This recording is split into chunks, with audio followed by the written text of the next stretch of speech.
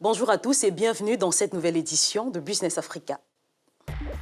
À suivre dans ce numéro, l'Organisation des pays exportateurs de pétrole se donne du temps pour décider du maintien ou non de la réduction de la production mondiale de l'or noir cette année. Consommation des vins et spiritueux sur le continent, l'Afrique subsaharienne atteint des records de consommation d'alcool. Le champagne est de plus en plus plébiscité par les consommateurs. Accord de partenariat économique, plus de 100 millions de dollars US pour le financement des infrastructures sociales de base à Pointe-Noire, au Congo.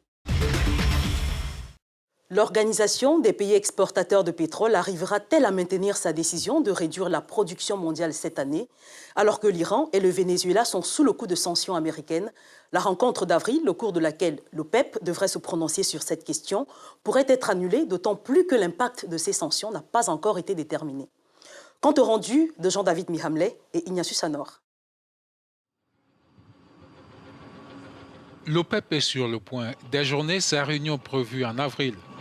Objectif, évaluer l'impact total des sanctions américaines sur l'Iran et la crise au Venezuela. L'Organisation des pays exportateurs de pétrole décidera plutôt d'étendre les réductions de production lors d'une réunion prévue en juin. L'Arabie saoudite a déclaré que le marché semblait saturé jusqu'à la fin de l'année, mais que le mois d'avril semblait prématuré pour prendre une décision sur la politique de production. Les États-Unis ont augmenté leurs propres exportations de pétrole au cours de ces derniers mois, tout en imposant des sanctions aux membres de l'OPEP, comme le Venezuela et l'Iran, forcés de réduire leurs ventes sur le marché mondial. Un boom de la production de pétrole de schiste américain serait nocif aux membres de l'OPEP.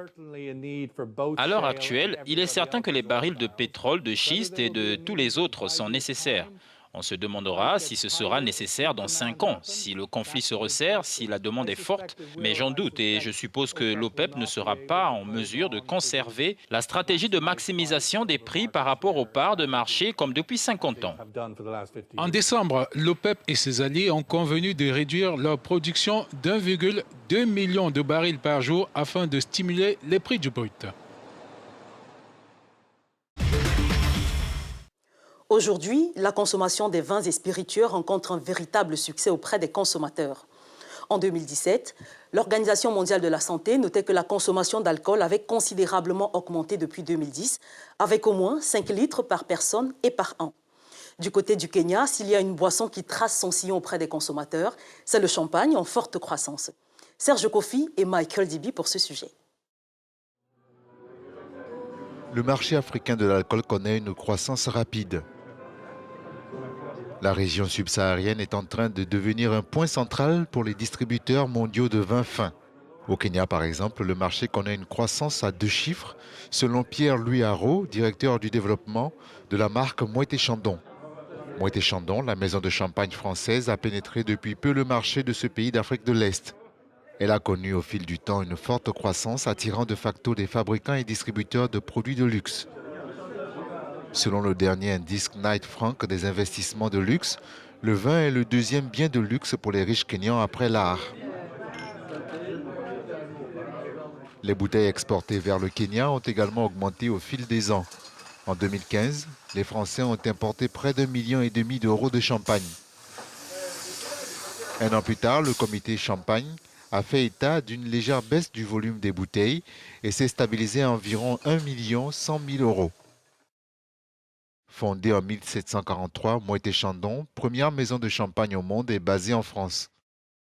La marque est présente dans plus de 140 pays à travers le monde et c'est la marque de champagne la plus chère au monde. Pour comprendre le succès de la consommation du champagne, nous rejoignons Pierre-Louis Haro, responsable commercial de Moët & Chandon en Afrique, depuis Brazzaville, en République du Congo. Bonjour et bienvenue dans Business Africa. Très bien. Alors, quel est votre aperçu général de l'activité de Moët & Chandon en Afrique subsaharienne? Donc on peut dire que l'histoire de Moët & Chandon et du Congo et de l'Afrique subsaharienne en particulier est très ancienne. Effectivement, Moët & Chandon s'implique beaucoup dans l'économie locale et tous les partenaires sont locaux. Alors, quelle est la force motrice derrière les énormes ventes sur le marché, bien qu'il s'agisse d'un produit de luxe?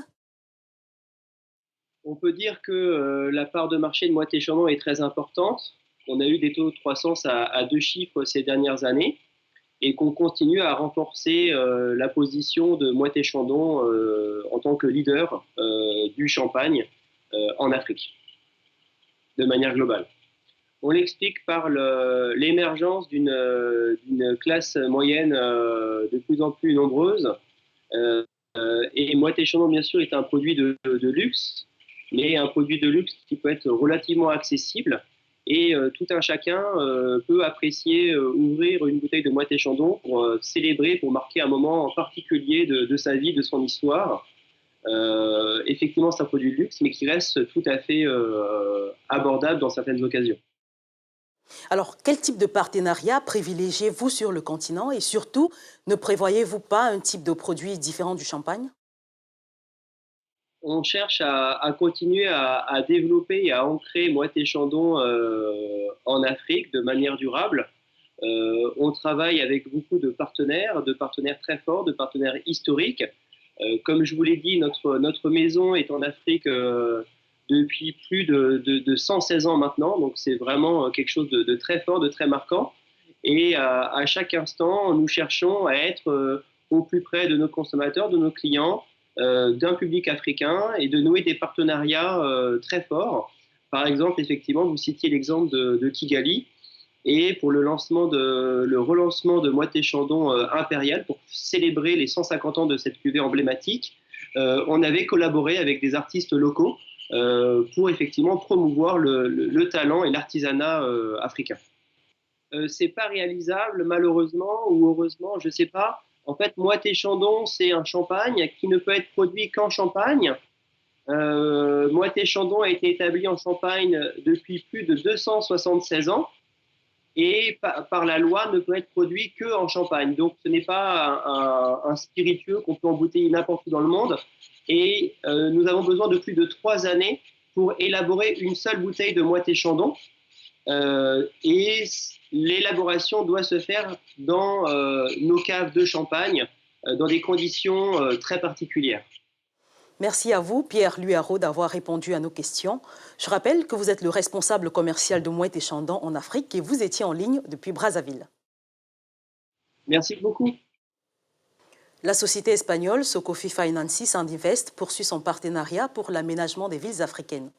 Pointe-Noire au Congo vient à son tour de bénéficier d'un montant de plus de 100 millions de dollars américains pour financer ses infrastructures sociales de base. Les détails de ce sujet juste après la pause.